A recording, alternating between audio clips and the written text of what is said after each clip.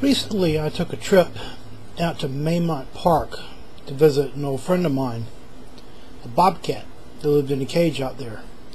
I spent many times out there with the bobcat watching him because I always felt a great affinity for that animal.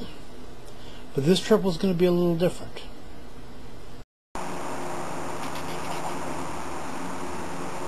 This is always one of my favorite exhibits here. It's a bobcat exhibit. But the bobcat was not like the rest of the animals. He knew he was trapped. And he would come out of that little hole on the far side and run around the circumference of the cage and back into this hole, and he'd sit here and go quietly insane. And today, something new greeted me. If you can read that or not, it says, "This exhibit is temporarily empty. Please check back for new arrivals." Bobcat has reached his limit, it appears.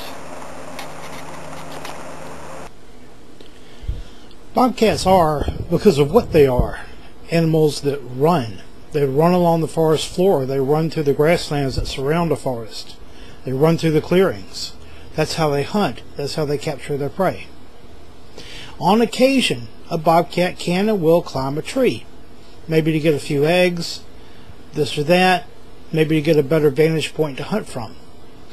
But they are running creatures, not climbing creatures. They don't live in trees like birds. Someone at Maymont didn't understand this. And when they built the cage for the bobcat, they built a cage shaped like a giant bird cage and put a tree in the center of it, so the bobcat could climb this dead tree and get on the limbs at the very top. I'm sure he did that some, maybe at the beginning. But pretty soon the bobcat would have realized that what he really wanted was to run, and this cage was 20 feet in diameter. So he began running around the outside of it over and over and over and over and over, day in, day out, until finally he went mad, and that's all he could do, was run around the outside of the cage, seeing the freedom he so desired only inches away from him through the bars. So what causes an animal like that to go insane and hopefully get moved to another place? I'm hoping that's what happened to him. We know what we are. We know where we're supposed to be. And this bobcat knew. And he spent his days and nights just going back and forth. And one day he just snapped.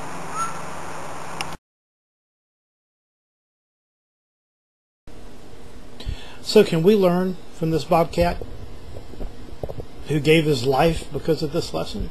Yeah, I think so. Is there something in your life that you're just really banging up against and you just feel like it doesn't belong in your life? You may well be right. You may be a creature that's designed for a life that doesn't include that. And if that's the case, you have a choice to make. Will you spend your life running in circles in the cage, going slowly insane?